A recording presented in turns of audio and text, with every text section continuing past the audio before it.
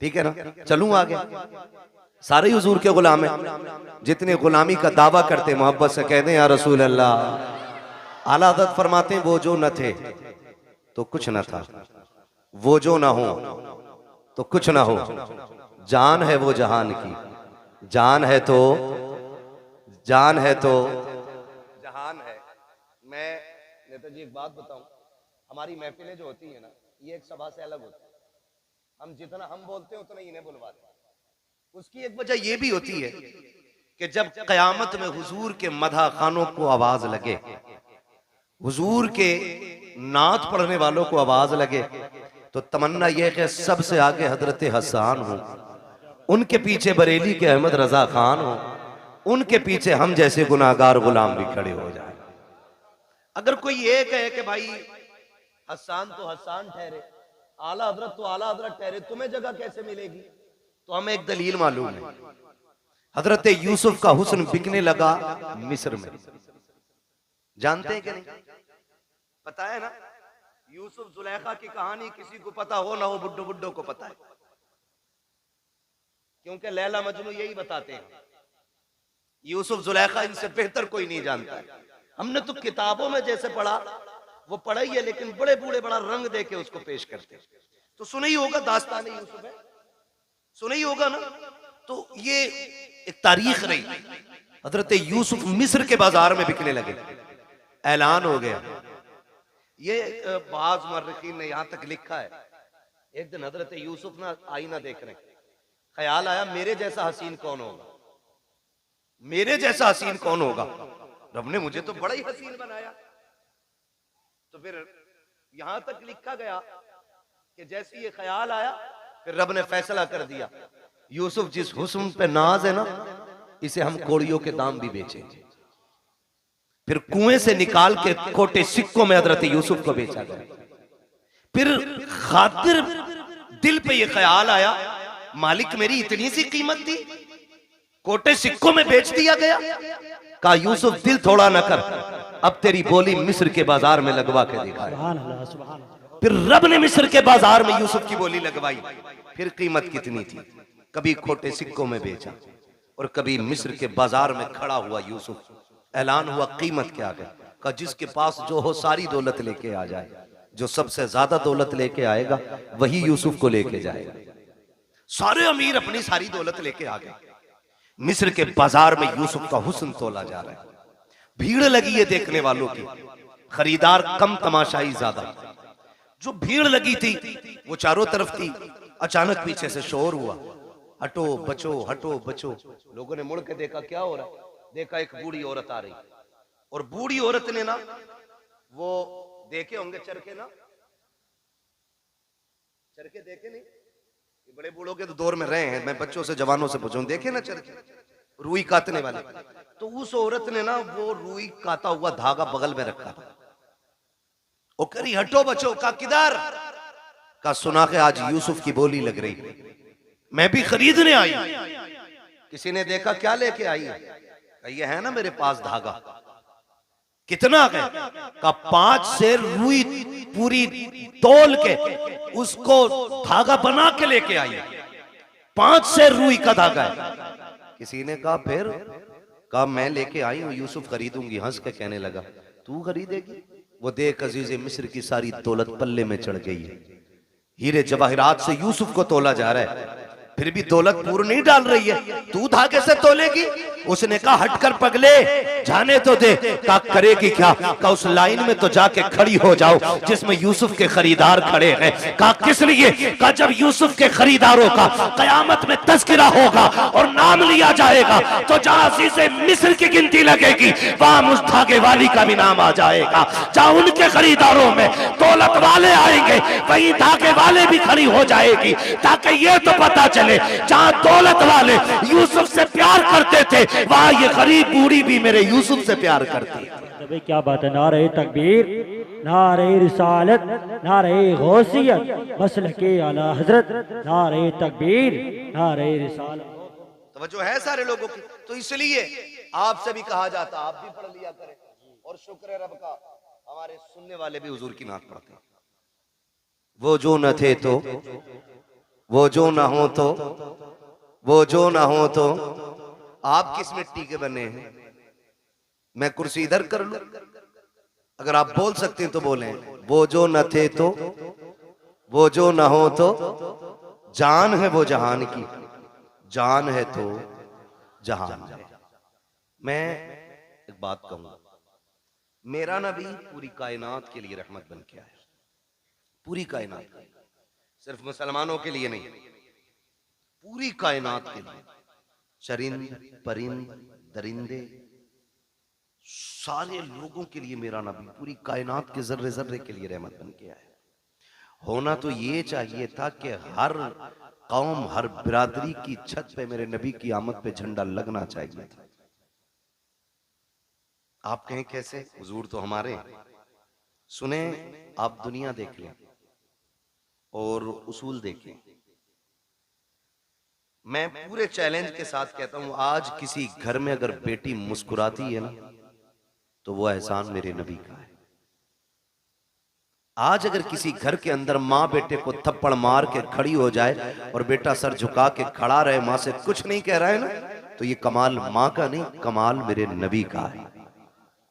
अगर आज बाप बेटे को बीच चौराहे पे जूते से मारे और बेटा गर्दन झुका के मुस्कुराता रहे ना, तो इसमें कमाल बाप का नहीं है, इसमें कमाल रसूल पाक का है।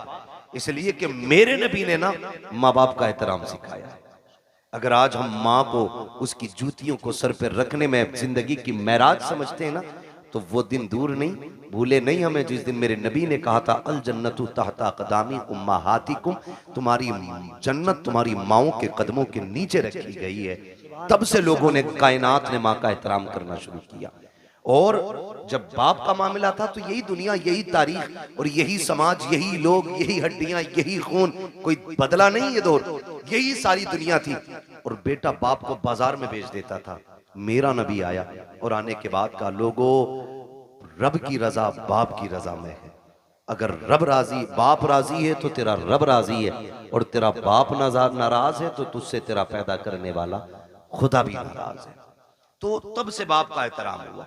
रह गई बेटी की बात, तो बेटी को तो लोग पैर की जूती समझते थे, जिंदा दफन करने पे फख्र करते थे। मैं इसलिए कहता हूं बेटियों, कभी सर से दुपट्टा उतरने लगे ना, तो मगरिबी तहजीब पे मत जाना, फैशन के नाम पे बिगड़ने की कोशिश मत करना। जब सर का दुपट्टा सरक के कंधे पे आए ना, तो आमीना के लाल का एहसान याद करना, आमीना के लाल का एहसान।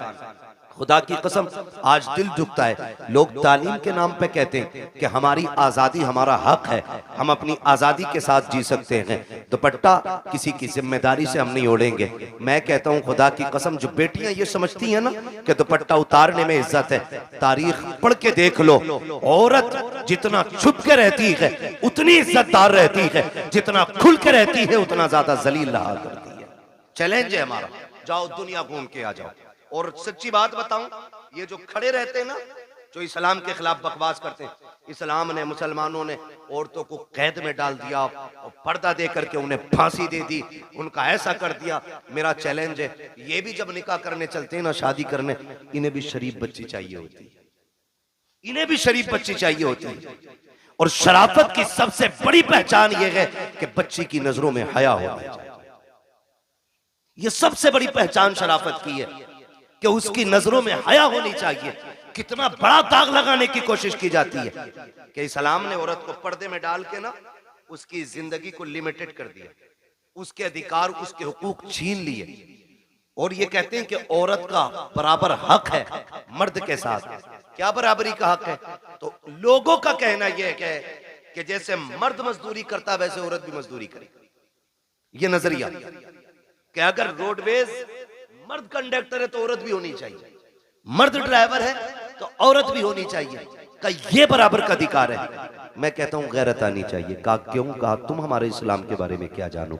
इस्लाम वो खूबसूरत मजहब है जिसने पूरी इंसानियत के मुकम्मल हुकूक का ख्याल रखा है, एक एक हक का ख्याल रखा है। लोगों ने कहा कि इस्लाम ने औरत को पर्दे में रख के पाबंद कर दिया, वो घर के अंदर 4 लोगों का खाना बनाए। मैंने कहा तुम इसे गुलामी कहते हो, आओ तुम्हारी आजादी बताऊं। कहा आजादी किसे कहते हैं? कि लड़की खुल के जिंदगी जिए, जो चाहे ड्यूटी करे, उसका भी सर्विस करने का हक है। मैंने कहा चल ठीक, हम लोग अक्सर फ्लाइट एयरवेज वगैरह जाना रहता है, आप जाकर के देखो वो तमाशा औरत का बनाया गया है। हर जगह पे आपको लड़की खड़ी मिलेगी, हर जगह पे। मुल्क के अंदर लाखों नौजवान बेरोजगार टहल रहे हैं, उन्हें एक वक्त की रोटी देने के लिए तैयार हम नहीं है। किसी को पढ़े लिखे IAS IPS पकौड़ियां तलने के लिए तैयार है, लेकिन नौकरी मिलने को तैयार नहीं है। बेटियों के हुकूक के लिए लड़ने वालों, कौन से हक की बात करते हो? आपने लेकर के एक छोटी सी दुकान से हवाई जहाज तक बच्चियों को ले जाके खड़ा कर दिया और बात करते हो हमने इज्जत दी है। मैं तारीख के हवाले में ये बात कहना चाहता हूँ, जिम्मेदारी के साथ कहता हूँ, जाओ जाकर के किसी भी फ्लाइट को देख लो, एक फ्लाइट के अंदर कम से कम 350 बंदे बैठा करते हैं और उसके अंदर उनकी देखभाल के लिए 3 से 4 बच्चियां होती हैं। 350 लोगों को सुबह से शाम तक पानी पिलाना, और उनकी ड्यूटी में ये लाजिम होता है तुमसे कोई किसी भी तरह बात करे, तुमको उनसे मुस्कुरा के बात करनी है। किसी के लहजे का भी, गलत लहजे का भी जवाब तुम्हें सख्ती से नहीं देना है, वरना तनख्वाह काट ली जाएगी। साहिब किस आजादी की बात करते हो? जिसने बेटियों से कपड़ों का हक छीन लिया तुम उसे आजादी कहते हो? जिसने उसकी इज्जत का हक छीन लिया तुम उसे आजादी कहते हो? 4 बच्चियां 350 लोगों की नौकरी कर रही है, तुम उसे आजादी कहते हो? ये आजादी नहीं है, ये गुलामी है। आजादी ये है कि 4 भाइयों की एक बहन हो, अपने भाइयों को इज्जत से खाना खिलाए, लेकिन खुदा की कसम किसी की मां ने दूध नहीं पिलाया है कि उस बहन की तरफ कोई नजर बिगाड़ के देख भी सके, इसलिए कि इज्जत के रखवाले रब ने 4 भाई दिए हैं और तुम इज्जतें लूट के आजादी देते हो। इस्लाम इज्जतें दे के बेटियों को आजादी अता फरमाता है। नारे तकबीर, नारे रिसालत, नारे गौसियत, मसलके आला हजरत उलमाए अहले सुन्नत हजरत उल्लामा मुफ्ती हम्माद साहिब किबला मुरादाबादी। नारे तकबीर, नारे। ये आजादी हमारे इस्लाम ने दी है। वो 4 लोगों का बना रही, बताओ 4 लोगों का खाना मुश्किल है या 400 लोगों का? बोले 400। और घर में बहन के तेवर देखे आपने?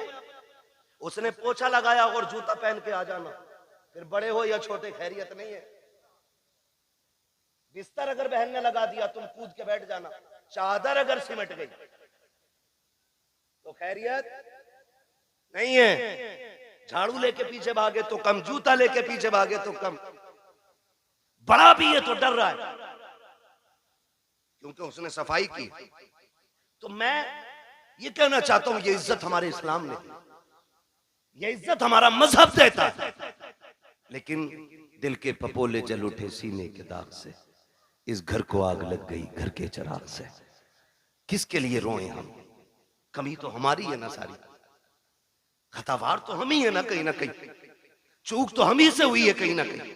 मैं कह रहा था मेरी बेटी सर से दुपट्टा उतरने लगे तो बाप की इज्जत को सोचना या मत सोचना वो तेरे लायक और नालायक होने पे डिपेंड करता है, लेकिन तुझ पे लाजिम है जब दुपट्टा उतरने लगे तो एक बार मदीने वाले मुस्तफा के बारे में जरूर सोचना। क्या बात है, उनके बारे में जरूर सोचना जिन्होंने बेटियों को दुपट्टे दिए, बेटियों को दुपट्टे दिए। आज हम अपनी कौम से सिर्फ इतना कहेंगे, हुजूर के दिए हुए किरदार को मजबूती से थामे। मेरे हुजूर आए, कायनात को इज्जत मिली, कायनात को इज्जत मिली, सरकार आए। और खुदा की कसम मैं ये नहीं कहूंगा, मैं तो हर कलमा पढ़ने वाले से कहता हूं कि सारे ही हुजूर के नाम का झंडा लगाओ, सारे ही हुजूर के नाम का। लेकिन करना क्या है? हमें तो हम ही खा गए ना, हमें तो हम ही खा गए, वरना दुनिया में ताकत नहीं थी कोई हमें मिटा लेता, औकात नहीं थी कोई हमें घुटनों पे ले आता, हमको हम ही खा गए। फिर कबंदी है कहीं और कहीं जाते हैं, क्या जमाने में पनपने की यही बातें? ये डॉक्टर इकबाल ने बहुत पहले कहा था, एक कलमा पढ़ने वाला झंडा लगाता है तो दूसरा कलमा पढ़ने वाला क्या कहता है? ये शिरक है। इससे शिरक भी आज तक कहना नहीं है। छोटे भाई का पजामा, बड़े भाई का कुर्ता, आके कह रहा शिरक। क्या शिरक है? कि झंडा नहीं लगना चाहिए। क्यों भाई? कि हुजूर के जमाने में झंडे नहीं लगे। वो गैरत कर भाई, पढ़ के किधर आए? हुजूर आए तो जिब्रील 3 झंडे लेके आए, 3 झंडे लेके आए। मैं झंडों पे भी बात करूंगा, लेकिन मैं समझाना चाहता हूं यहां किसी भी बिरादरी का बंदा बैठा है, मैं कहता हूं बिरादरी रख के हुजूर का गुलाम बन के सुने। हुजूर आए, झंडा किसी ने लगा दिया, पेट में दर्द क्यों? ओ भाई किसी झंडे पे पंजा लगा है, कौन सी पार्टी का झंडा? बोले यहाँ क्यों नहीं बोल रहे? जिसके घर में चूहे अजान दे रहे वो भी दुकान पे बैठ के देश चलाता है। हाँ, बीवी ने नमक मंगाया था, पैसे नहीं थे, लेकिन आके दुकान पे टांग रख के बीड़ी लगा के कह रहा किसकी बन रही है? अगर किसी जान पहचान के ने कह दिया फलां की बन रही है, कह रहा चुप कर, 70 उसकी आ रही है। जिनसे घर नहीं चलता वो देश चलाने की बातें बैठ जाते। बताइए जरा, इतनी तो पहचान होगी। पंजा लगा तो किसका झंडा? जोर से, ये बच्चे बोल रहे हैं, बड़े बड़ो गैरत करो, किसका झंडा? और साइकिल देखी तो, मैं प्रचार नहीं कर रहा हूं इलेक्शन का, मैं खुद बताना चाहता हूं कुछ। किसका? हाँ, यही है, बच्चों को तुमसे ज्यादा नॉलेज होनी चाहिए। साइकिल किसका निशान बना? अच्छा, हाथी लगा देख लिया तो बसपा, और अगर फूल बना देखा तो बीजेपी। अच्छा, किसी के मकान पे ये झंडा अगर लगा है, समझो है ना, ये झंडा अगर लगा है तो जिस पार्टी का झंडा होगा देखने वाला समझ जाएगा कि जिसका झंडा उसी का बंदा है ना। यही होता है क्या नहीं? मिसाल के तो बस अब समझे, इस बात से मैं समझाना चाहता। झंडे से एतराज क्यों? हर पार्टी का अलग झंडा, हर कौम का अलग झंडा, हर मजहब का अलग झंडा है। अब जरा सोचिए, साइकिल देखी समाजवादी का कहलाया, पंजा देखा कांग्रेस का कहलाया, हाथी देखा बसपा वाला कहलाया, कमल देखा बीजेपी वाला कहलाया। अगर विलादत का झंडा देखेगा तो कोई मोहम्मदी नहीं कहलाएगा। बताओ तो सकी, अगर साइकिल लगा के तुम समाजवादी वाले हो सकते हो तो विलादत का झंडा लगा के तुम्हें मोहम्मदी होने में क्या परेशानी होती है? क्या बात है भाई, जिंदाबाद जिंदाबाद।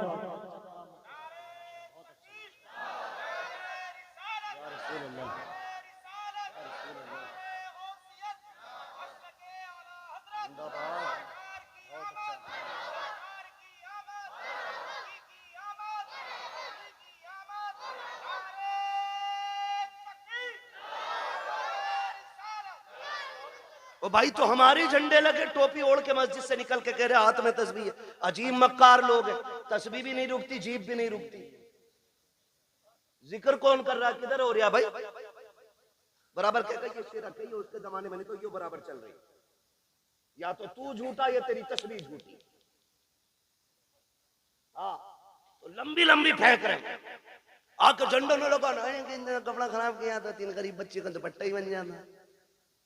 खुदा का शुक्र है हम मुस्तफा के मानने वाले। तू गरीब बच्चियों की लिस्ट बना के दे, हम सुन्नी लोग हैं, झंडे भी बराबर लगाएंगे, दुपट्टे भी बराबर बांट लेंगे, है क्या नहीं? हम दुपट्टे भी बांट सकते हैं, झंडे। तुम्हें ये मुसीबत दुपट्टे और झंडों में ही क्यों दिखती? फजूल खर्ची है। ये जो लाइट लगी है ना, ये फालतू थी, ये नहीं लगानी चाहिए थी, नहीं लगानी चाहिए थी। मैं एक बात कहना चाहता हूँ, हुजूर का मिलाद आए तो तुझे लाइट फालतू लगती है, तुझे रोशनी फालतू लगती है, तुझे लाइटिंग गलत लगती है, तुझे झालर झूमर से तेरे पेट में दर्द होता है, तब तुझे गरीब याद आते हैं। जब तेरे बेटे के निकाह का मौका आता है, एक दिन पहले जनरेटर लग जाता, 2 दिन बाद तक चलता है, पूरा घर सजा रहता है, तब तुझे गरीब के बच्चे क्यों याद नहीं आते हैं? जब सुन्नी के दरवाजे पे झंडा लगता है, तब तुझे गरीब बच्चियों के दुपट्टे याद आते हैं। जब तेरे बेटे के निकाह में 1.5 लाख की आतिशबाजी होती है, तब तुझे गरीब की बच्चियां याद क्यों नहीं आती हैं? पता ये चला तुझे हमदर्दी गरीब से नहीं है, तुझे नफरत फजूल खर्ची से नहीं है, तुझे नफरत हुजूर के झंडे से है, और तू ढोंग दिखाता है। खुदा की कसम, हम हुजूर की आमद पे इसलिए रोशनी करते हैं कि सारी कायनात मेरे मुस्तफा के सदक़े में बनाई गई। जिंदाबाद जिंदाबाद। अगर हुजूर की आमद पे नहीं तो फिर कुछ भी। सीधी बात, तेरा बेटा इतना अच्छा हो गया, उसकी शादी पे पूरा घर सजा ले, मेरे हुजूर की आमद हो तो 2 बल्ब ना लगा सके कि नहीं ये किसी ने नहीं मनाया? सहाबा ने मनाया, अबू बकर ने मनाया, उमर ने मनाया, और नीचे है अभी ऊपर चल। ये पूछ क्या नबियों ने मेरे हुजूर का मिलाद किया है कि नहीं किया? मैं कुरान सर पे रख के कसम खा के कह सकता हूं, हजरत आदम से लेके हजरत ईसा तक हर नबी ने मेरे नबी की पैदाइश के तज़किरे की है। सभी ने ये बात मिलाद है क्या समझने की कोशिश करें। हुजूर की आमद की बातों को मिलाद कहा जाता है। यही मिलाद है। तो कहते ये किसने किया? हजरत आदम से लेकर हजरत ईसा तक। और मैं कहता हूं खुदा की कसम, जैसा मिलाद मेरे रब ने किया वैसा किसी ने किया ही नहीं। और ऊपर चल के देखो ना, और ऊपर चलो, नीचे बैठा बैठा लंबी लंबी हाँ करे नहीं, यहाँ तो एक जगह खड़ा होना था ना। ये जुलूस मोहम्मदी था। जितने हमारे नबी थे उतने तुम्हारे भी तो थे। तुमने ये हंगामे क्यों किए कि ये नहीं होना चाहिए, वो नहीं होना चाहिए? फिर क्या गलत कहा मेरे इमाम ने? यही तो कहा, और तुम पर मेरे आका की इनायत न सही। क्या बात है, जिंदाबाद। अरे नजदियों कलमा पढ़ाने का भी एहसान गया, कम से कम इसीलिए झंडा लगा ले कि ये कलमा मेरे नबी ने दिया है तुझे। बताओ तो सही हमें, 2 अक्टूबर को छुट्टी नहीं होती मुल्क में? क्यों होती है? बोले अल्लाह के बंदो, कभी गए हो नहीं स्कूल, पढ़े हो कभी? गांधी जयंती होती है नहीं, इसलिए गांधी जी की वजह से 2 दिन की छुट्टी रखते हो। 26 जनवरी, 15 अगस्त ये हमारे मुल्क के बड़े दिन है, इन दिनों में छुट्टी होती है। अगर मुल्क के बड़े दिनों में छुट्टी होती है तो फिर क्या कायनात के बड़े दिन की छुट्टी नहीं मनाई जा सकती? जिंदाबाद जिंदाबाद। बहुत और खुल के मैं अगली बात करूं। सारे मैं समझ सकता हूं अक्सर पढ़े लिखे लोग हैं, अब तो तालीम से सबका ताल्लुक है, और ना हो तो बच्चे पढ़ाओ जरूर। मारेरा शरीफ का एक नारा लगता है, आधी रोटी खाएंगे बच्चों को, ये हमारी मारेरा शरीफ का नारा है। ठीक है, वो ऐसी खानका है जिस घर का बच्चा बच्चा IAS IPS BUMS MBBS सब आला मयार के गद्दी नशीन लोग हैं। वो खाली तस्वीर लेके नहीं बैठे, काबिल लोग हैं वो कहते हैं आधी रोटी खाएंगे, ये कहो 3 रोटी खाएंगे, बच्चों की कमाई खाएंगे। ये हालात है। लल्ला जा, भूरा गया कमाने, तू भी लग जा। भूरा तो गया, पप्पू भी लगा दिया। हाँ, और फिर जब यही बड़े होकर जराइम की दुनिया में कदम रखते हैं ना, कहते हैं मौलवियों ने बेड़ा गर्क कर दिया। फिर जिम्मेदार मौलवी हो जाता है। इमाम साहब समझाया नहीं था जुम्मे में?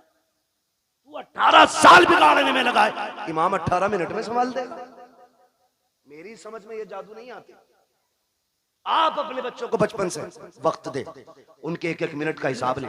हम बड़ी आजादी से जी रहे। मैं चैलेंज के साथ कहता हूं, सबसे ज्यादा रात को जागने वाली हमारी कौम है, और सुबह को सबसे देर तक सोने वाली हमारी कौम। पूरा हिंदुस्तान का सर्वे कर लो, जबकि सबसे पहले हमारी कौम को उठना था।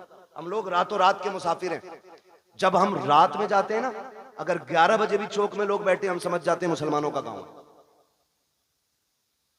हाँ, और अगर 4 बजे अगर लोग ना रोड पे निकल मिल जाए दौड़ते हुए, हम समझ जाते हैं ये गैर मुस्लिमों का गांव। क्योंकि हमारी कौम तो 11 बजे उठेगी ना, क्योंकि 2 बजे तक तो पबजी खेला होगा मेहनत से, उसमें अब्बा का नाम रोशन करना है। 11 बजे उठेगा, 11 बजे आके मसल के जाके दुकान का शटर खोले।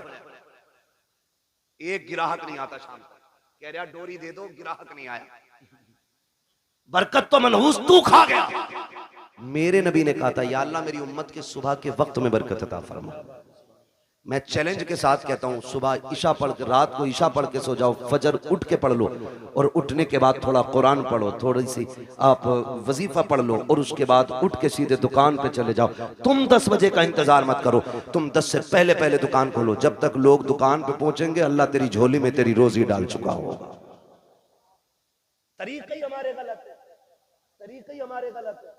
शिकारी भी शिकार करने जाते, रात भर आके पड़ते, तब जाके शिकार मिलता है। दुकान पे 12 बजे जा रहे हैं, तो बदले अपने रवैये।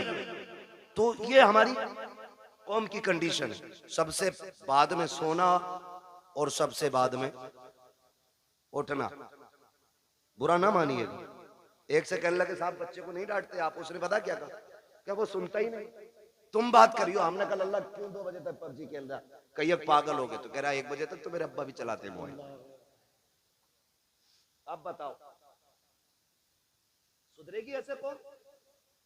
एक कहावत है बड़े बूढ़ों की, खरबूजे को देख के खरबूजा खरबूजा रंग बदलता है। तो ऐसे हालात बनाओ आप कि आपके बच्चे एक दूसरे को देख के पढ़ें, आगे बढ़े। एक कह रहा पबजी में तू कहां पहुंच गया, तो बता रहा मैं वहां पहुंच गया, तो अपना आप और उससे आगे जा रहे।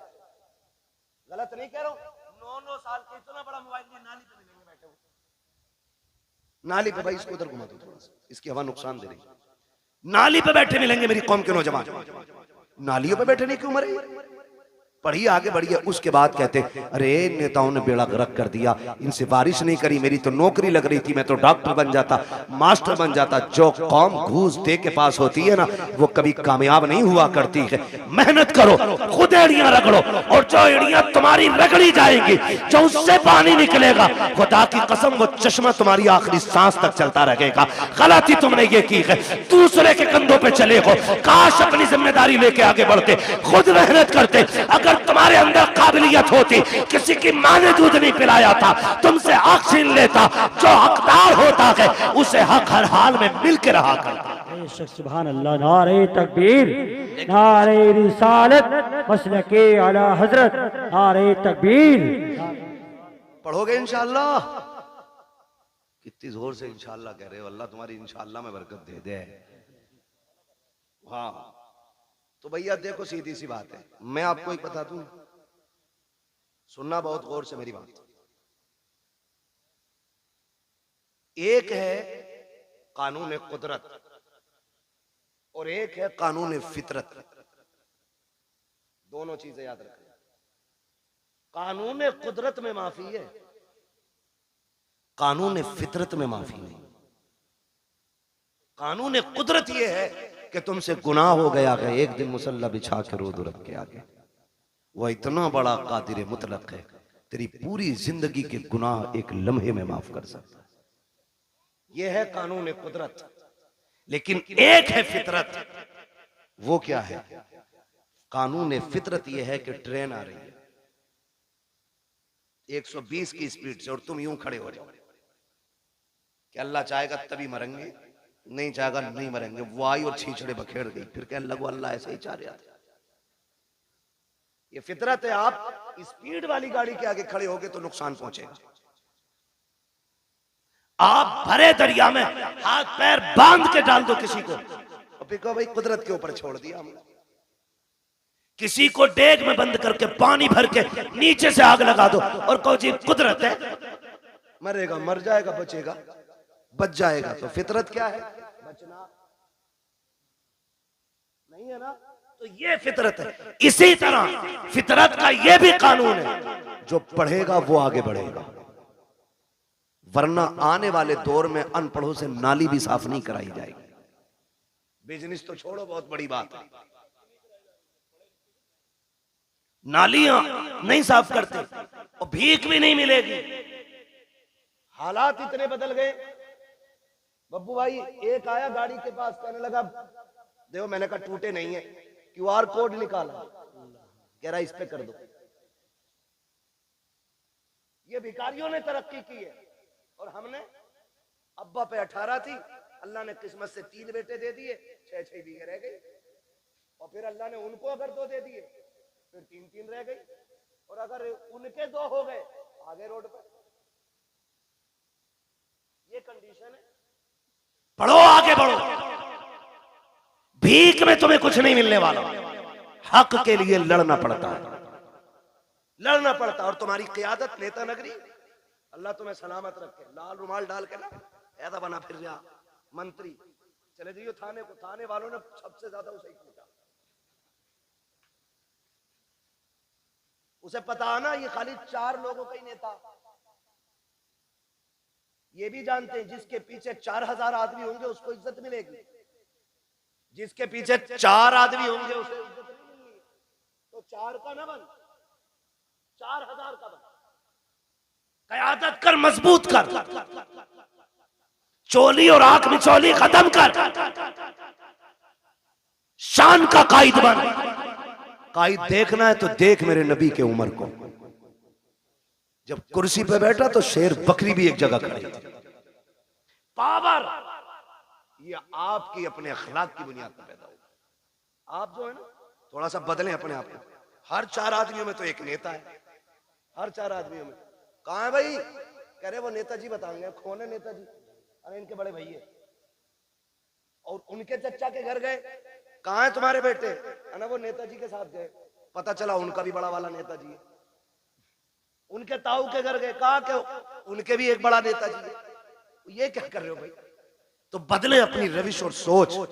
डॉक्टर इकबाल ने कहा था कि मोहम्मद से वफा तूने तो हम तेरे, ये जहां चीज है क्या लो कलम तेरे, आप पढ़ेंगे ना तो आपको मालूम होगा ना आपकी पावर क्या है, आपकी ताकत क्या है। हम कभी जीतने के लिए अक्सर लड़ते नहीं इलेक्शन, हम हराने के लिए ज्यादा लड़ते हैं। ये कह रहा हम तो खैर जानते नहीं इस मामले में ज्यादा, और अपना जो है ना कुछ ज्यादा वो रहता भी नहीं, ज्यादा बाहर ही रहते हैं, मैं पता ही नहीं कब इलेक्शन कौन सा हो जाता। लेकिन ये कह रहे बब्बू के अब्बा कह रहे इसे जरूर हरवाना आपको। ये हमारी कौम के हालात है, समझ रहे हैं, इसे जरूर हरवाना। ये मैंने मिसाल के तौर पे नाम लिया, सच्ची ना लेना, मैं सिर्फ बताना चाहता हूं कि लोगों की ये सोच है तुम आप हराने के लिए क्यों, जीत के लिए आगे क्यों नहीं बढ़ते। जीत के लिए आगे बढ़ो, अपना हक हासिल करो। आपका एक नुमाइंदा अगर बीच चौराहे पे खड़ा हो जाए, कहते जो ये कहे वो हम कहेंगे, खुदा की कसम औकात नहीं है किसी की। अगर एसएसपी भी आके तेरे गांव के जेब कतरे को ले जाए, खुदा की कसम ये जो घरों में आग लगती है या तो तेरी लगाई है या मेरी लगाई है, आज भी वक्त है इत्तेफाक पैदा कर लो, एक जगह खड़े हो जाओ। किसी की माँ ने दूध नहीं पिलाया है, कोई तुम्हारा बाल बेका भी करके दिखाए। क्या बात है भाई, जिंदाबाद जिंदाबाद। यही सोच मेरे नबी ने तुम्हें दी। बट गए कितने सारे, इतने बढ़ गए, एक ही घर के अंदर ना दो पार्टी हैं, अब्बा किसी को वोट दे रहा, बेटा किसी को दे रहा, बीवी तीसरी पार्टी में। हाँ, खुदा की मिला ना विसाले सनम ना इधर के रहे ना। तो ऐसा मसला भाई, मैं प्रचार नहीं, मैं सिर्फ आपकी सफों में प्यार पैदा करना चाहता हूं। इसकी वजह से नफरतें पैदा नहीं होनी चाहिए। हाँ, इलेक्शन कोई हारे कोई जीते, छुट्टी इमाम साहब की ना, कुछ नहीं। मस्जिद मस्जिद है, ये अल्लाह का घर है, आके कह रहे निकालो। क्योंकि पिछले जुमे में मुझे सुनवाई आई थी, इन्होंने कही थी कलुआ कोई दियो सारे वोट, इमाम को पता ही नहीं कलुआ कौन था, वो छुट्टी हुई ना। हमारा दीन है, हम अपने दीन को खालिस रखें। मस्जिद में आए, इमाम से कहें वो तरीका बता जिस तरीके से मेरा नबी खाना खाता है, वो तरीका बताओ जिस तरीके से मेरा नबी पानी पीता है। हम इसीलिए तो हुजूर का मिलाद मनाते हैं, क्योंकि हुजूर आए तो खुदा की रहमतें बरसने लग गई, हुजूर आए तो कायनात मुस्कुराने लग गई। और हुजूर का मिलाद तो सबसे पहले मेरे रब ने ऐलान किया, हुजूर की विलादत की खुशखबरियाँ कायनात में मेरे रब ने फैलाई हैं। आप तारीख का ये बाब पलट करके देखिए, हर बंदा ये सोचता, मैं आपको समझाना चाहता हूँ, खुदारा सुने बहुत गौर से। आज ना बड़ी आसानी से जब देखा ना कि दामाद मालदार है तो नसब नहीं देखा, जात नहीं देखी, मजहब नहीं देखा, जाके ना हम डायरेक्ट बेटी डाला है। भाई मजहब तो देख लेता, देखता ये अकीदा है कि बद अकीदा है कि खुश अकीदा है। हम मौलाना पैसे वाला था इसलिए लड़की दे दी, लड़की सुकून से रहेगी। नहीं मेरे भाई, तूने बेटी जहन्नम में झोंक दी है, क्योंकि ये 60 साल फाके से भी कट सकते हैं, लेकिन मरने वाली बात की जो जिंदगी है वो बड़ी मुश्किल हो जाएगी। वो 60 साल की नहीं, वो दायमी जिंदगी है। इसलिए खुदा के वास्ते पैसा देख के बेटी ना दिया करो, दीन देख के बेटी दिया करो। इसलिए कि पैसे के बगैर गुजारे हैं, लेकिन दीन के बगैर गुजारा नहीं हो सकता है। आज मेरी कौम कितनी आसानी से बर्बादी के दहाने पर है, हम आपस में बर्बाद होते जा रहे हैं। हुजूर से सच्चा प्यार क्यों नहीं करते हो? कई बार हमें भी कमेंट किया जाता है, मौलाना वहाबियों ने क्या बिगाड़ा है। मैं कहता हूं खुदा की कसम, जितनी जमीन हमारे बाप की कल थी उतनी आज भी है और उतनी कल भी रहेगी इंशाअल्लाह। हमारी न किसी ने छीनी है, न हमने किसी वहाबी से छीनी है, न किसी वहाबी ने हमारी मैंड काटी है। का झगड़ा किस बात का है? मैंने कहा झगड़ा सिर्फ इतना है, ये बेगैरत ये कहते हैं कि नबी के माँ बाप जहन्नमी है माज़अल्लाह। मुझे ये बताओ, जिसकी गोद में ऐसा शहजादा आया हो, जिसके सदके में रब ने जन्नत बनाई है, उस माँ को जहन्नम में कैसे डाला जा सकता है? हमारा झगड़ा तो इस बात का है, इन्होंने नबी के माँ बाप को जहन्नमी कहा। सुनो, हमारे बाप को कोई गाली दे हम बर्दाश्त कर सकते हैं, खानदान को कोई गाली दे हम गवारा करेंगे, मेरे नबी को कोई गाली दे ये गवारा नहीं किया जाएगा। उनके माँ बाप को कोई बुरा भला कहे ये गवारा नहीं किया जाएगा, इसलिए कि हमारा ईमान ये है, जमीनो जमा तुम्हारे लिए, मकीनो मका तुम्हारे लिए, चुनीनो चुना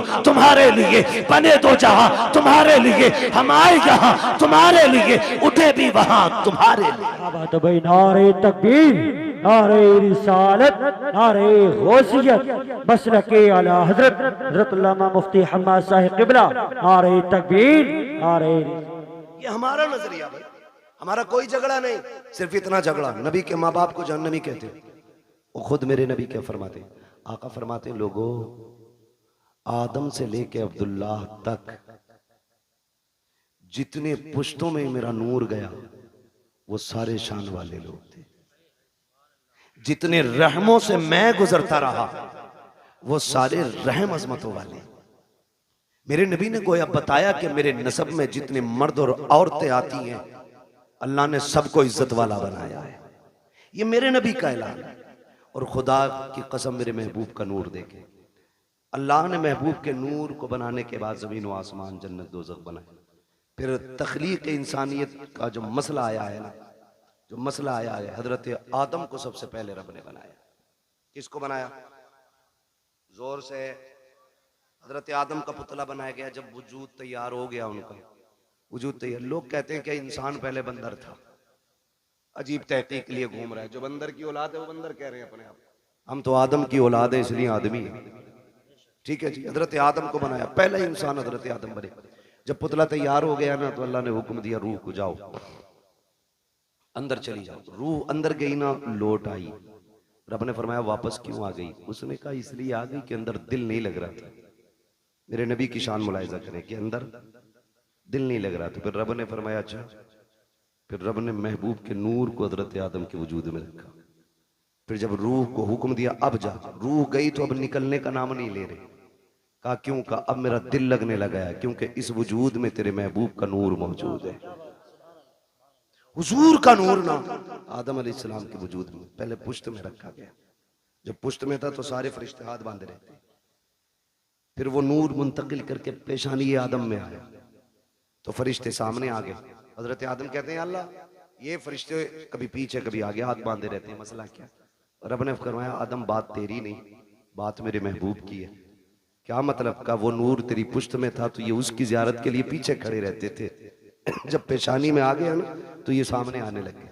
तो ये सामने आ गए, कहने लगे अल्लाह मुझे दिखा ना। फिर रब ने वो झलक हजरत आदम के नाखूनों में दिखाई। और हजरत आदम ने जब हुजूर के नूर को देखा ना तो फिर चूम लिया। जब चूम लिया, खुदा का शुक्र है हम आदम की औलाद है।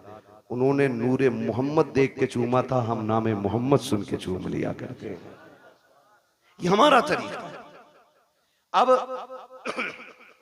वो नूर हजरत आदम से हजरत अब्दुल्ला तक आया। मुझसे गुजारिश पहले ही हो गई थी कि हुजूर का शजरा भी हो जाए, तो आज चूंकि मौजू भी है, बात भी है, मैं बताऊं कि किन किन जातों को मेरे नबी के नूर ने इज्जत बख्शी है। उसके लिए थोड़ा सा आपको मेहनत करनी पड़ेगी। आप जरा बोल दें सुभान अल्लाह। ऐसा नहीं ये सामने वाले बच्चे ना मेरा साथ दे। जब मेरा हाथ का इशारा हो ना, मैं वो हुजूर के नसब के नाम बताऊं जिन जिन जिस पुश्तों में मेरे हुजूर का नूर मुंतकिल होता रहा। ठीक है, जब मैं हाथ का इशारा करूं समझ लेना मौलवी की सांस घुटने लगे। मौलवी सांस लेना चाहे तो आपको क्या बोलना है? इतनी जोर से बोलना ताकि मैं अपने गांव की मस्जिद के चनों का शोर भूल जाऊं। ठीक है जी, समझते हैं बात? हाँ, कितनी जोर से बोलेंगे जरा बोल के दिखा। और हाथ देखते रहना मेरा, ये नहीं मैं शुरू हो जाऊं तो फिर ऐसे देखने लगा और मौलवी का दम घुटने लगा। ठीक है जी, मैं हुजूर का मिलाद पढ़ने लगा हूं, जरा बोल दे सुभान अल्लाह। है जवान हो, अल्लाह करे जवानियां सलामत रहे। अभी तो शादियां भी नहीं हुई है ना, अभी तो शादियां भी नहीं हुई है, तो फिर इतनी कमजोरी से कैसे बोल रहे हो सुभान अल्लाह? जरा बोले सुभान अल्लाह। ये मैं नहीं जानता ये इनकी उम्र कितनी है, लेकिन इन्होंने ऐसा नारा लगाया था कि मुझे गैरत चढ़ गई थी कि इस उम्र में इतना तगड़ा नारा। अल्लाह इन्हें सलामत रखे। हाँ, शादी के बाद कमजोरी आती है लेकिन इनमें तगड़े हैं। ठीक है जी, बोले जरा मचल के सुभान अल्लाह। आप जब बोलेंगे ना तभी मैं आगे शजरा पढ़ता रहूंगा, वरना मसला देखो माइक आपका इतना अच्छा है कि इसने बोलने का बिल्कुल किनारे पे लाके रख दिया, बोलने ही नहीं दे रहा है। जो मैं अपने रविश में बोलता हूँ ना तो ये धीरे धीरे धीरे धीरे धीरे हो रहा है। ठीक है, बस मैं आपको हुजूर का शजरा सुनाऊंगा तो मिलाद हुजूर का, फिर बोले सुभान अल्लाह। नारे तकबीर, नारे रिसालत, नारे गौसियत, मसलके आला हजरत शाह इस्लाम ज़िशान रज़ा क़ादरी, नारे तकबीर, मद्दाह रसूल राशिद रज़ा मरकज़ी, नारे तकबीर, नारे रिसालत। एक शायर साहब गए थे, अल्लाह करम से दो आ गए। कितनी बरकत होती है माशाअल्लाह। अभी आपको सुनना, मेरा टाइम पूरा हो चुका है, 12:30 बज गए। बोलने जरा सुभान अल्लाह और जोर से। ऑपरेटर साहब थोड़ी सी ऐसी आवाज दे दो कि ये अपनी आवाज से हमारी पहुंचा दे, हमें चीखना ना पड़े ज्यादा, है ना? ठीक है, थोड़ा गला पकड़ रहा बहुत ज्यादा आपका, ये तवज्जो है सारे लोगों की। अगर कोई फूक गया ना पैसे ले लेना उसका, मगर आवाज खोल दो थोड़ी सी। बोलने जरा सामने वाले बोलते सुभान अल्लाह। मैंने इको बढ़ाने नहीं कहा, मैंने आवाज बढ़ाने को कहा है। ठीक है, इको ना बढ़ाएं, आवाज बढ़ा दें। ठीक है बच्चे, आप मेरा साथ दें माशाल्लाह। ये मेरी कमेटी के लोग हैं, देख रहे हो जिहाद क्या, ये पूरे शहादत के अंदर मंजिल में आ गया बंदा। बोले सुभान अल्लाह। मेरे बच्चों इतनी जोर से आप सुभान अल्लाह बोलो कि गला बैठ जाए, और गला बैठ जाए। अम्मी पूछे क्या हुआ, कहना अम्मी जब सारे लोग बोलने में कंजूसी कर रहे थे तब हम हुजूर की महफिल में गले की कुर्बानी देते। ठीक है ना, इतनी जोर से बोलना, जरा बोले सारे में चल के सुभान अल्लाह। आदम के बेटे शीश, क्या बात है, सुभान अल्लाह। माशाल्लाह ये बच्चे जो है ना, अल्लाह जब ये जवानी आ गई ना इनकी, तो ये बनेंगे मजबूत वाले लीडर, है ना? इसे तो दीमक लग गई इस नस्ल को हमारी, पता नहीं पबजी खा गया कि कौन सा गेम खा गया, है?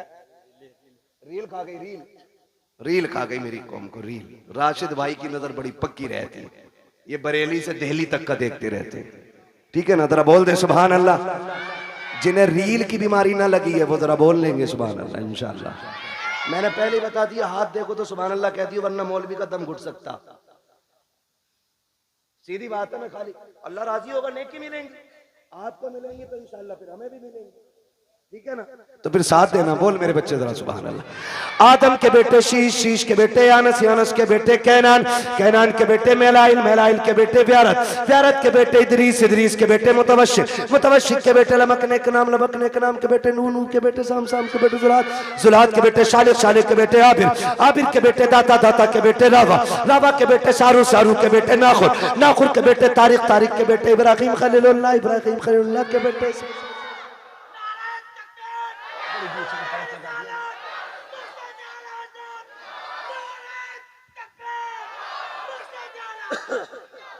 है जी, अल्लाह सलामत रखे। दीवाना इसे ही कहते हैं, दीवाने को तहकीर से दीवाना ना कहो, दीवाना बहुत सोच के दीवाना बना है ना? कहीं भी नारा मार दिया मसला कोई नहीं लगा, तो कम से कम ऐसे हो दानिशवरों से बेहतर ही है दीवाना, जो अपने आप को बहुत बड़ा अक्लमंद समझ के बैठे हुए हैं। अल्लाह आपको सलामत रख के बात समझे आएगी तो फिर बोलेंगे सुभान अल्लाह, वरना ये मेरे आगे के लोग काफी हैं, मैं इन्हें देख के पूरा जलसा कर जाऊंगा। बोल दो जरा सुभान अल्लाह।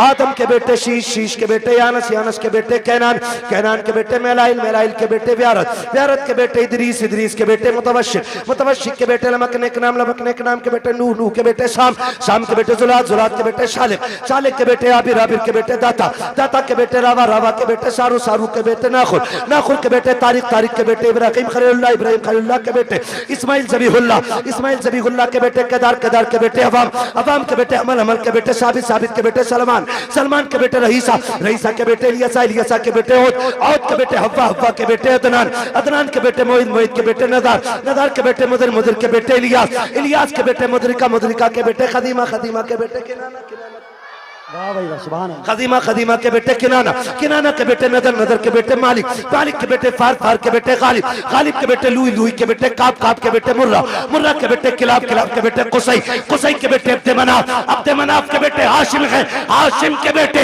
अब्दुल मुत्तलिब है, अब्दुल मुत्तलिब के बेटे अब्दुल्लाह है, अब्दुल्लाह के बेटे मुहम्मदुर रसूलुल्लाह। क्या बात है भाई, नारे तकबीर, नारे रिसालत, नारे गौसियत।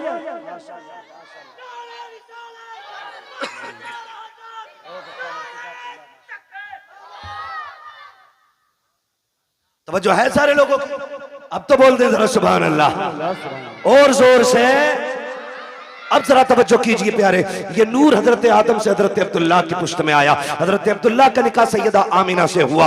अभी 3 माह का अरसा गुजरा है, हजरत अब्दुल्लाह परदेश जाने लगे हैं। बीवी से कहते मेरी शरीक हयात परदेश जा रहा हूँ। कहती मेरे सरताज अभी 3 महीने गुजरे हैं, अभी जी भर के मैंने देखा भी नहीं है। इतनी जल्दी जुदाई की बात है, कब कुछ दिन की बात है, वापस आएंगे, साथ रहेंगे, प्यार मोहब्बत की जिंदगी गुजारेंगे, तेरे हाथ की बनी रोटी खाएंगे। लेकिन मसीयत को कुछ और ही मंजूर था। हजरत अब्दुल्ला गए तो, लेकिन जिंदा वापस ना आ सके, रास्ते में इंतकाल हो जाता है। जरा दिल थाम के मेरी बात सुनिएगा प्यारे, हजरत अब्दुल्ला का इंतकाल हुआ, वापस नहीं आए हैं। लेकिन जब तारीख आई हजरत अब्दुल्ला की वापसी की, तो जिस तरह आज बाप परदेश से आता है, बेटियां घर में तैयारियां करती हैं, शोहर परदेश से आता है, बीवियां घर में तैयारियां करती हैं, हजरत आमीना तैयारियां कर रही हैं, घर की सफाई चल रही है, बिस्तर लगाया जा रहा है। हजरत अब्दुल मुत्तलिब कहते हैं, आमीना बेटी बता तो सही, ये इतनी खुशियां किसके लिए हैं? कब्बा आज मेरे अब्दुल्ला आने वाले हैं, ये सारा इंतजाम उनके लिए है। कहते बेटे खाना तो खा लिया होता।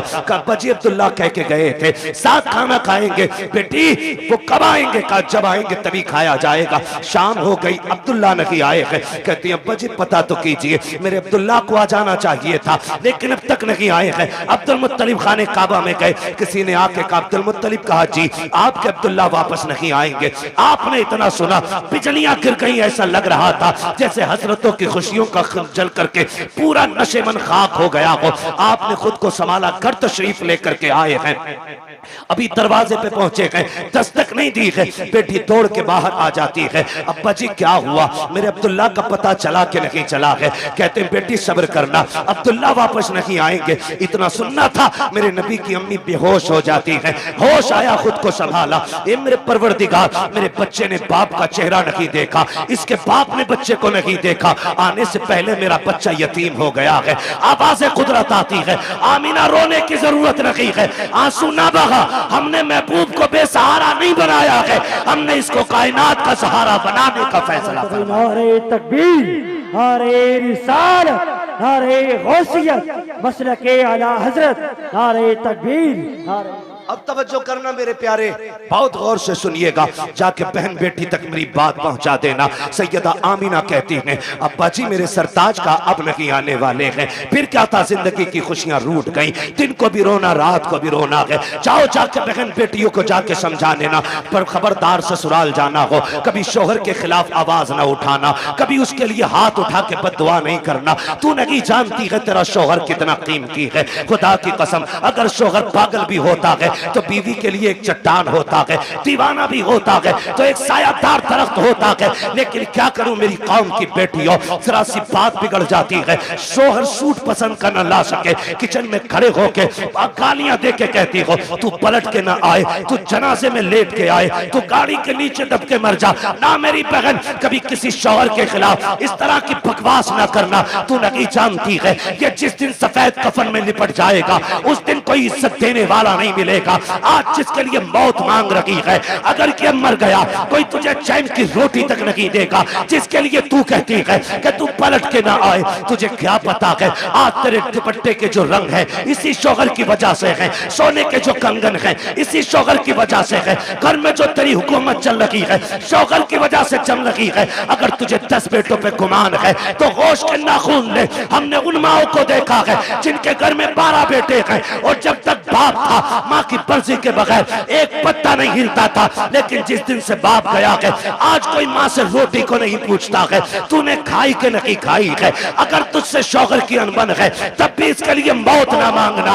अल्लाह तौफीक दे और ये परदेश जाने लगे, तू मुसल्ला बिछा दे, सजदे में सर रख, दुपट्टे की झोली बना और कह मेरे परवरदिगार, मेरा सरताज बाहर गया है, मैंने बेसहारा नहीं भेजा है, तेरी रहमत का सहारा दे दिया है। ए मेरे परवरदिगार, मेरे शौहर को सलामत रखना। सुहागन छोड़ के गया है, सुहाग के जोड़े में मिलाना। रो के रब से कह, खुदा की कसम तू रब को आवाज दे। मेरा दिल कहता है अगर रब ने सुन ली तो मौत भी उस वक्त तक जुदा नहीं करेगी जब तक परदेश से तेरे शौहर की तेरी मुलाकात नहीं हो जाए। सुभान अल्लाह, सुभान अल्लाह, सुभान। लेकिन सुनो जमींदारों, सुनो ठेकेदारों, सुनो अमीरों, सुनो बिगड़े हुए लोगों, उन लोगों से बात कर रहा हूं जो रुखसती के बाद बेटी की कान में कहते हैं डरिए मत, फोन कर दिए लल्ला फौरन आएगा।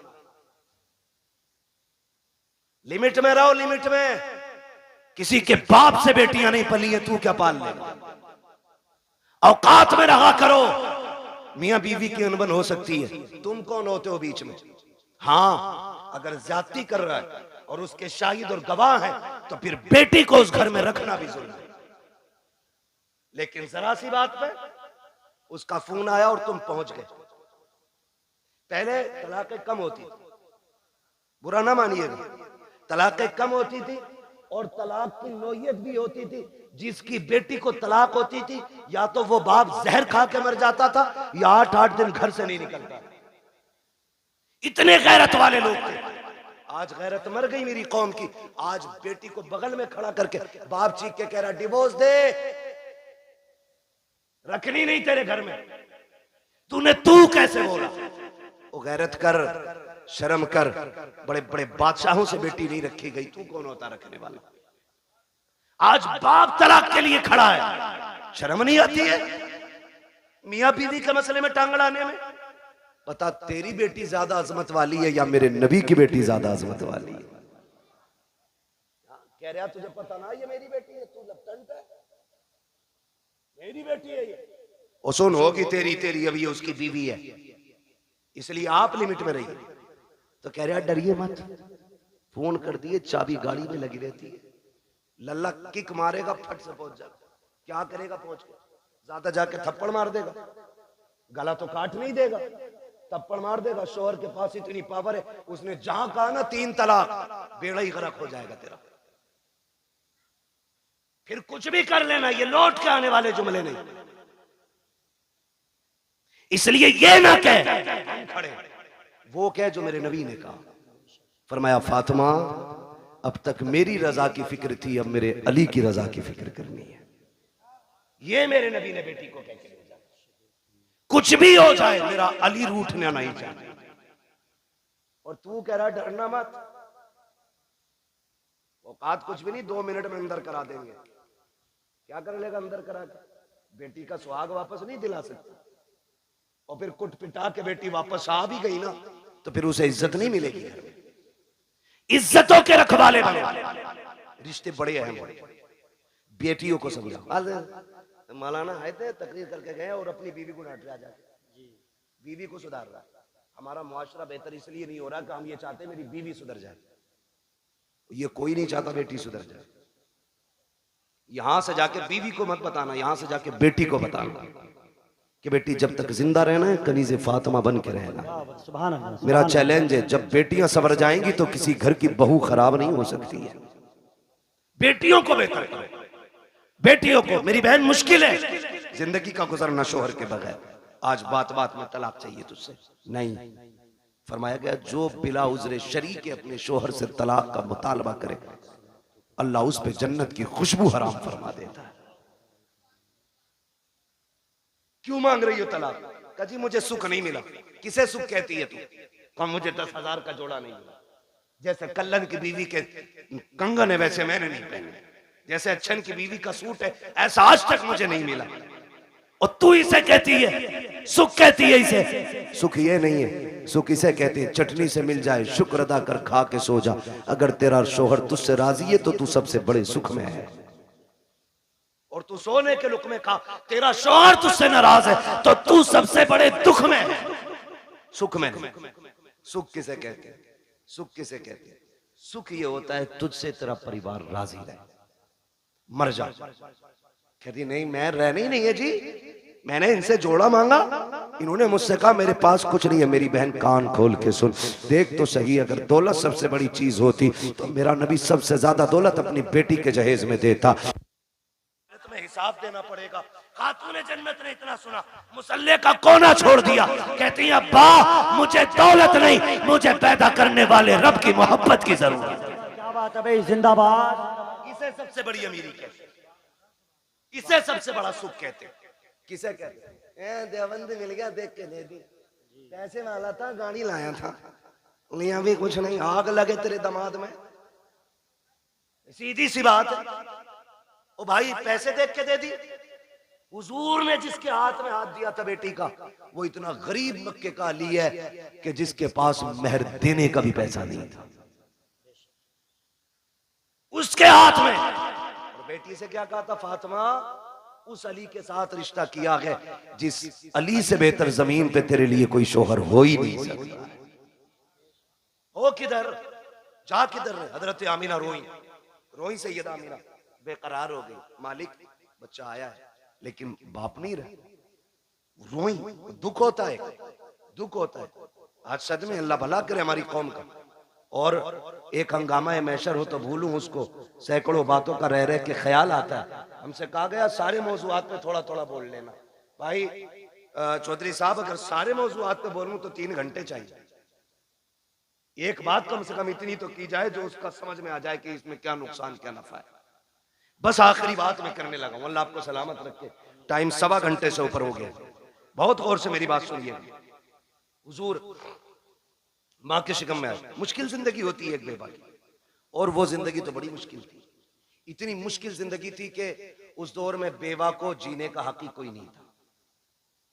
लोग कहते हैं ना क्यों मिलाद मनाते हो, इसलिए ही तो मिलाद मनाते। अगर किसी का शौहर इंतकाल कर जाता था ना, या तो उसे मनहूस समझा जाता था, या उसे शौहर की चिता पे जला दिया जाता था, या उसे 40 दिन एक कमरे में बंद कर दिया जाता था। फिर भी जिंदा निकल आती तो गधे पे बैठाया जाता, काला मुंह किया जाता और कहा जाता ये वो मनहूस है जो शौहर को खा गई, और फिर उससे कोई निकाह नहीं करता था। इतनी नफरत बेवा से थी। अगर कोई काम पे निकल रहा और सामने बेवा आ गई तो पीछे लौट जाता था कि इस मनहूस का चेहरा देख लिए।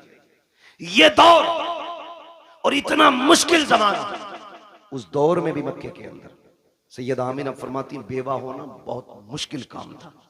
और ऊपर से हमारे कबीले का दस्तूर ये था कि जब किसी का शौहर इंतकाल कर जाए तो खुशबू नहीं लगानी, इत्र नहीं लगाना, 1 साल तक सोग मनाना होता था।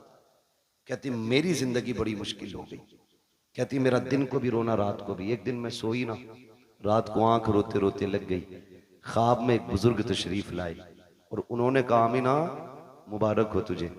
मैंने कहा आने वाले ये बता, मेरी तो रातें रो के गुजरती हैं, दिन रो के गुजरते हैं, मुबारक किस बात की देने आए हो? कहा मैं इस बात की मुबारकबाद देने आया हूँ क्योंकि तू नबियों के इमाम की माँ बनने वाली है। भाई वाह, सुभान अल्लाह, सुभान अल्लाह। ये मिलाद है मेरे नबी का, ये आदम कर रहा है क्योंकि तू नबियों के इमाम की माँ बनने वाली है। कहने लगी बाबा मैंने पहचाना नहीं आपको। कहा मुझे नहीं जानती, मुझे आदम सफीउल्लाह कहा जाता है, मुझे आदम कहा जाता है। कहती जिस दिन पहले दिन आदम आए, मुबारकबाद दी, मैं सुबह उठी ना मेरे माथे पे पसीना। कहती मैंने हर दिन की तरह यूं साफ किया। कहती बस साफ करना था, मेरे दुपट्टे से मुश्क की खुशबू आने लग जाती। मुश्क की खुशबू आ रही है, हैरत नहीं होती है? कह रहा नबी हमारी तरह है, आम इंसान की तरह नबी तशरीफ लाए हैं। सनीचर तू पैदा हो पूरे मोहल्ले में बदबू आए, तेरे अब्बा की शक्ल देख के पता चल जाए ये उस मनहूस का अब्बा है, और तू कह रहा हमारी तरह। देख मेरा नबी कैसा है। ये आला हजरत ने नहीं कहा है, मुहद्दिस देहलवी नहीं कह रहे हैं, ये नबी की अम्मी सैयदा आमिना फरमा रही हैं कि जब माथे पे मैंने पसीना साफ किया, मेरे कपड़े से खुशबू, अब चूंकि बेवा को खुशबू नहीं लगानी थी, मैं डर गई मेरे दुपट्टे से खुशबू आई तो जमाना क्या कहेगा। मैं धोने के लिए दौड़ी, जब मैंने पानी डाला तो कहते दुपट्टे की खुशबू खत्म करनी थी। जो पानी दुपट्टे से निकल रहा था उस पानी से खुशबू थी, जिस जमीन पे लग रहा था उस जमीन पे खुशबू थी। मैंने धोना छोड़ दिया, दुपट्टा समेट के रख दिया। जैसे जैसे दिन गुजरते गए मुबारकबादियां मिलती रही, अंबिया आते रहे, मुबारकबादी देते रहे। कहते फिर वो दिन गुजरते गए। कहते जब कई महीने गुजर गए, एक दिन ऐसा हुआ कि खुशबू मेरे घर से निकली, आंगन में फैली, आंगन को पार किया, पड़ोस में गई, पड़ोस की हदों को तोड़ा, मोहल्ले में फैल गई। मैं खुशबू छुपा रही थी लेकिन खुशबू आगे बढ़ती जा रही थी कि यहाँ तक के बातें होने लग गई। आमिना बड़ी अजीब खुशबू लगाती है। बात चलते चलते अब्दुल मुत्तलिब तक आ गई। अब्दुल मुत्तलिब घर आए, आमिना बेटी सुना है तू खुशबू लगाया करती है। कहा ना मैंने कोई खुशबू नहीं लगाई है। कहा अगर खुशबू नहीं लगाई तो तेरे बदन से खुशबू के झोंके कैसे आते हैं? कहते हैं अब्बा जी सच ये है मैं कोई इत्र नहीं लगाती हूँ, हकीकत ये है जब से आपके बेटे अब्दुल्लाह की अमानत मेरे शिकम में आई है, मैं जिन गलियों से गुजरती हूँ वो गलियां उसकी खुशबू से महक जाया कर। वाह क्या बात है, नारे तकबीर, नारे रिसालत। तवज्जो है ना सारे लोगों की? मैं मिलाद बयान को बहुत तेजी में बयान कर रहा हूँ। कहती हैं कि मेरी बात नहीं है, ये उस बच्चे की बरकत है जो मेरे शिकम में आया है। मैं गलियों से गुजरूं तो गलियों से खुशबू आती है। मुस्कुराने लगे। बेटी और भी कोई बात कहा? अब्बा और भी ताज्जुब खेज बातें। कहा क्या? का एक दिन मैं सहन में टहल लगी थी, मैंने कंकर उठाया, मैंने कहा फेंक तो चुभ ना जाए। कहती जब मैंने हाथ लगाया, ये नबी नहीं नबी की अम्मी कह रही। कौन? नबी की, बोले जरा कौन? नबी की अम्मी कह रही है, नबी नहीं कह रहे, नबी की अम्मी कह रही वो कंकर मैंने उठाया, मैं चाहूं कि फेंक दूं। कहती जब हाथ लगाया ना तो वो मोम की तरह पिघलने लग गया, मोम की तरह। कहती मेरे मुंह से जुमला निकला, या अल्लाह ये क्या मामला है, ये पत्थर पिघल लगा है, कंकर पिघल लगा है। कहती इतना कहा ना वो कंकर बोलने लगा। उसने कहा आमीना यार को तो आने दे, अभी तो छोटे छोटे पिघल लगे हैं, जब वो आ जाएंगे बड़े बड़े पत्थर पिघलने लग जाएंगे। सुभान अल्लाह। वो कंकर मुझसे बोला। कहती मेरे ससुर मुस्कुराने लग गए। आमीना और भी बात है ना, और भी कहा अब्बा, और बताऊं कहा क्या। एक दिन मैं सो रही थी, मुझे पसीना आया ना, अचानक मेरी कमर के पीछे से ठंडी हवा के झोंके आए। जब झोंके आए मैंने मुड़ के देखा, ये हवा किधर से आ रही, मौसम में तो हवा नहीं है। कहती जब मुड़ के देखा ना तो दो खूबसूरत परियां, दो खूबसूरत चांद जैसी चेहरे वाली शहजादियां मेरी कमर के पीछे पंखे से हवा कर रही। मैंने कहा कौन हो जी, इधर किधर से। उन्होंने कहा कि हम आपकी खिदमत के लिए आए। कहा तुम्हें मक्के में तो नहीं देखा। कहा देख भी नहीं सकती। कहा क्यों। कहा हम मक्के से नहीं, हम तो रब की जन्नत से आए हुए हैं। जन्नत से। कहा हाँ। कहा क्यों। कहा तेरे माथे पे पसीना आया, रब ने हुक्म दे दिया मेरे महबूब की माँ की जाके ठंडी हवाओं के झोंके पेश किए जाए। अल्लाह अकबर। नबी की अम्मी कहती है भाई ये भी हुआ। कहा और कुछ। कहा हाँ और भी है। कहा क्या। तवज्जो है, सुन लेंगे जरा 5 मिनट, जितने सुनना चाहते हैं जरा कहते हैं या रसूल अल्लाह। माशाअल्लाह, अब तो सबके हाथ उठ गए या रसूल अल्लाह। जिन्होंने हाथ उठाए आपको आपकी शहजादी का वास्ता उस वक्त तक मौत ना आए जब तक हुजूर के शहर की हाजिरी नसीब ना हो जाए। अल्लाह सबको सलामत रखे। कहती बेटी और भी कुछ। हाँ अब्बा और भी कुछ। सुने देखो वो फजीता खोर भी याद रखना, नबी हमारी तरह, और मेरे नबी की शान भी सुनना। मिलाद वालों मुबारकबाद के लायक हुजूर की मिलाद कर रहे हैं, मुबारकबाद के लायक। कहती है अब्बा जी रात को ना होता यह है कि कभी कभी आप चले जाते हैं ना, पानी खत्म हो जाता है घर में। क्या हो जाता है। पानी खत्म हो जाता है। सुन रहे हैं ना मेरे भाई। वक्त ज्यादा तो नहीं हुआ मेरा, अभी है मेरे पास, अभी टाइम है। अल्लाह सबका टाइम बढ़ा दे। बड़ी हल्के से आमीन कह रहे, दिल भरा रखा है ना, बढ़ा रहे। तवज्जो है ना सारे लोगों की। बेटी और कुछ। हाँ कभी कभी आप चले जाते हो ना हरम शरीफ पानी पिलाने के लिए, वो घर में कभी कभी ऐसा होता आप पानी घर का भी ले जाते हो। अम्मी मुझसे कहती है आमीना पानी भर ला। ये नबी की अम्मी कहती मैं बर्तन लेती हूँ और कुएं पे जाती हूँ। लड़कियां मुझे देखती हैं खड़ी रहती हैं, बेटी क्यों। तो जब मैं चली जाती हूँ ना तो उन्हें डोल रस्सी डालनी नहीं पड़ती। क्या मतलब। अब्बा मैं जाती हूँ और मैं कुएं के किनारे खड़े होती हूँ और झांकती हूँ ना तो पानी छलांगे मार के किनारे पे आके खड़ा हो जाता है, किनारे पे आके खड़ा हो जाता है। अब्बा जी सब यूं बर्तन भर लेती हैं, किसी को रस्सी डोल की जरूरत नहीं पड़ती। बेटी फिर तुम। अब्बा सबसे बाद में मेरी बारी आती, फिर मैं पानी भरती हूँ और जब मुड़ के चलती हूँ फिर पानी नीचे जाता है। अब्बा बोलता है पानी जब नीचे जाता है तो पानी बोलता है। हाँ अब्बा पानी नहीं। जब मैं वापस आती हूँ सारी बच्चियां लड़कियां आती हैं, मैं पीछे रह जाती हूँ। तो जब मैं चलती हूँ ना तो जो बड़े दरख्त हैं वो भी सजदे में गिर जाते हैं, जो छोटे पौधे वो भी गिर जाते हैं। अब्बा पत्थर भी बोलते, कंकर भी बोलते। बेटी क्या बोलते। अब्बा जी वो बोलते मैं सुनती हूँ। तो अब्दुल मुत्तलिब कहते हैं बेटी तुम उनकी आवाज सुनती हो। कहा हाँ। उनकी बोली समझ लेती हो। कहा जी अब्बा समझ भी लेती हो। अब जब इतनी बात कही कहते हैं बेटी बताओ ना क्या कहते हैं वो। कहती है अब्बा जी जब मैं चलती हूँ तो कुएं का पानी, दरख्त, रास्ते के पत्थर, कंकर, छोटे बड़े सभी आवाज देते हैं अस्सलातु वस्सलामु अलैका या उम्म रसूलिल्लाह। ए नबी की माँ तुझ पर भी सलाम हो, तेरे आने वाले बेटे मोहम्मद पर भी सलाम। अल्लाह कलेजा ठंडा हो गया, मुस्कुराने लगे, कहने लगे रब ने मेरी दुआ कबूल कर ली। काबा क्या मतलब। का एक दिन तुझे रोते देखा, मैं हरम में गया, मैंने खिलाफे काबा पकड़ के कहा था काबे वाले मुझे तूने और भी बेटे दिए, मेरा एक गया तो मैं सब्र कर लूंगा। आमीना का तो कोई सहारा ही नहीं रहे। ये जो बच्चा आने वाला है ना अल्लाह इसे ऐसा बना देना कि ये मेरी आमीना का सहारा बन जाए। कहते मैंने इतना का आवाज आई अब्दुल मुत्तलिब तू तो आमीना के सहारे की बात कर रहा है, जिसको हम भेजने वाले हैं ना हमने उसे कायनात का सहारा बनाने का फैसला। सुभान अल्लाह सुभान अल्लाह सुभान। कि मैं तभी समझ गया ये बेटा शान वाला होगा। नबी की अम्मी बयान फरमाती है फिर वक्त गुजरता गया। वो रात आ गई जिस रात में मेरा शहजादा आने वाला है, शहजादा आने वाला है।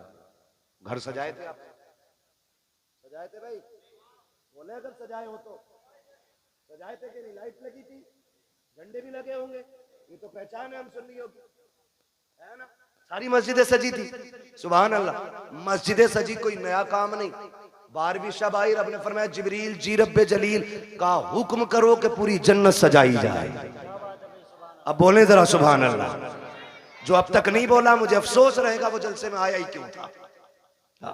रब ने हुक्म दिया जिब्रील जन्नत सजवाओ। अर्ज करते हैं मालिक जन्नत तो कहते ही सजी सजाई जगह को। फरमाया नहीं, और ज्यादा सजाओ ताकि जन्नत को भी पता लगे आज वो आ गया कि जिसके सदके में जन्नत बनाई गई है। जन्नत सजाई गई, फिर हुक्म हुआ एक मिंबर लगाया जाए। कहां? बैतुल मामूर के पास। बैतुल मामूर के पास मिंबर लगा। फिर रब ने फरमाया मीकाईल से कहो कि वो हमारी शान में खुतबा पढ़े। हजरत मीकाईल ने रब की शान में खुतबा पढ़ा, यानी कि तकरीर की, और ऐसी तकरीर के पूरी जन्नत झूमने लगी।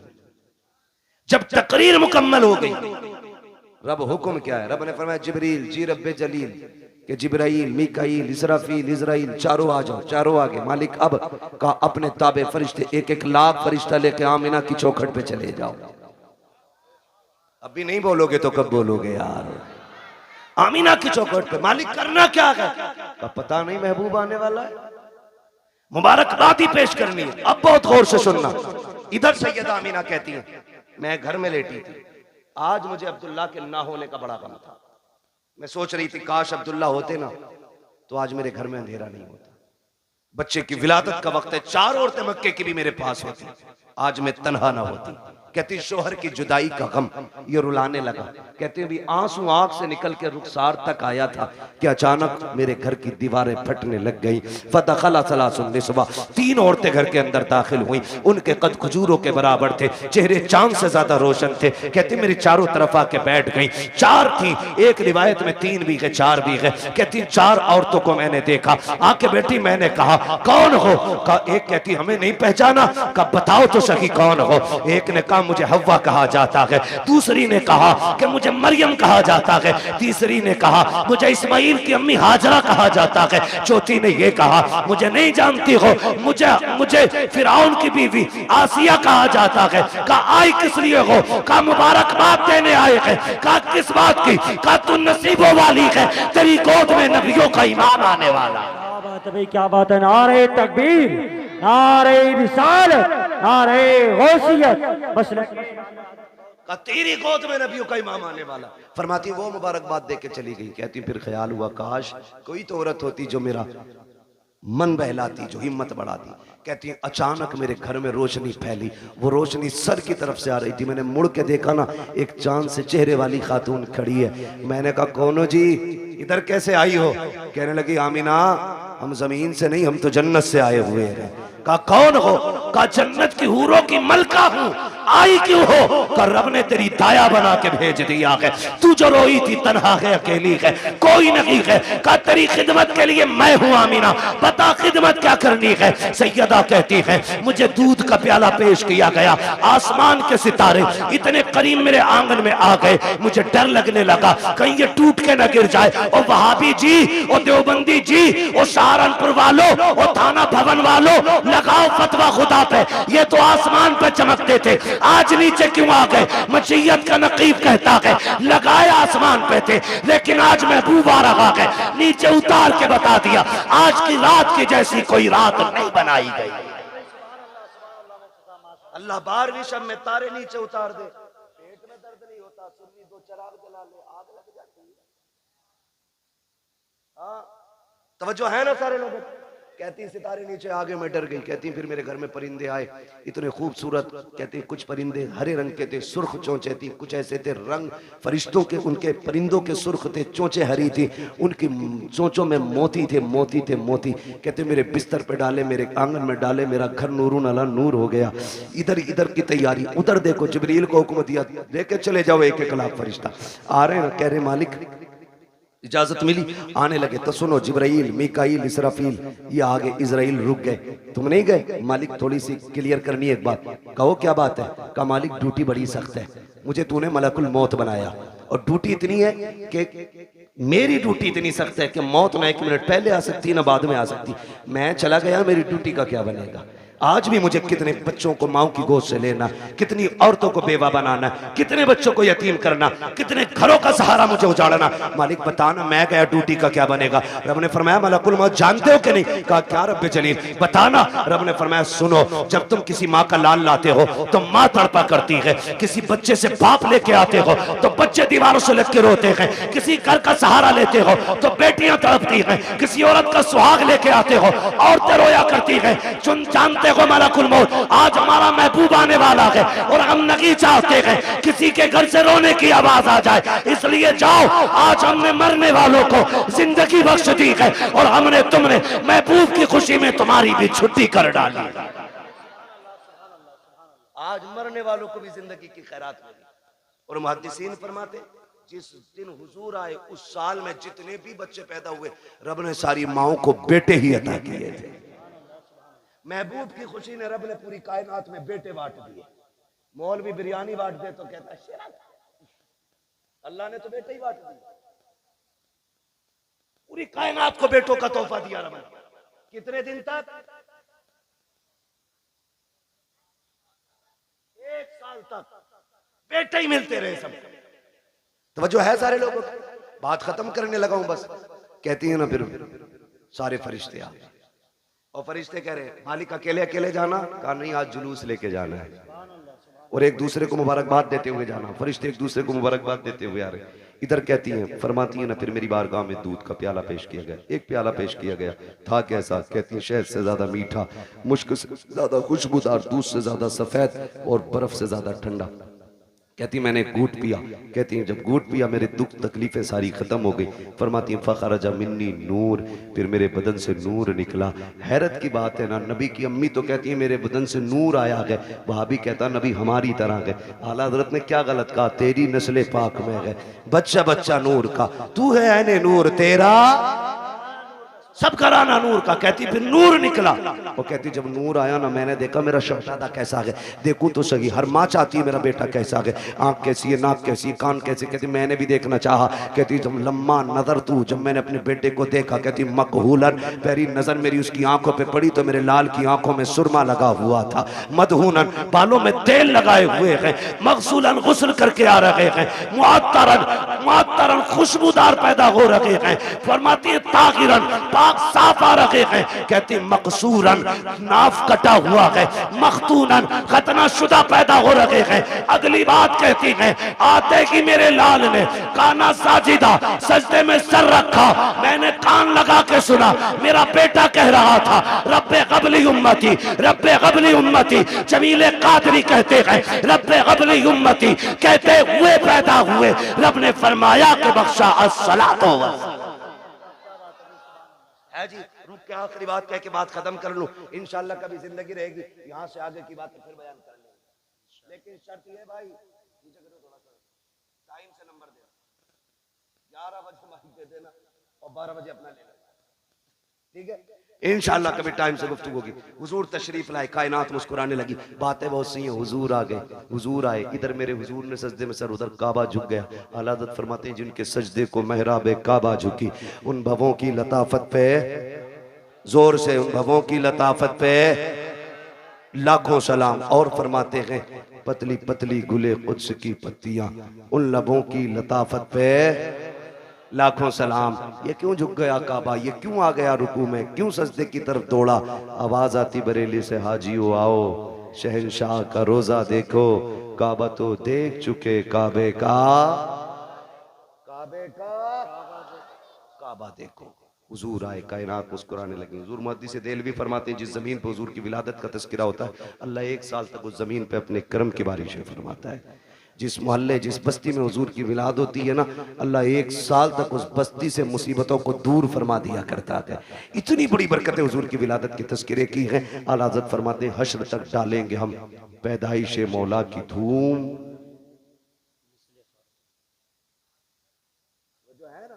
हश्र तक डालेंगे हम पैदाइश मौला की धूम, मिसले फारस नजद के किले, किले गिराते जाएंगे।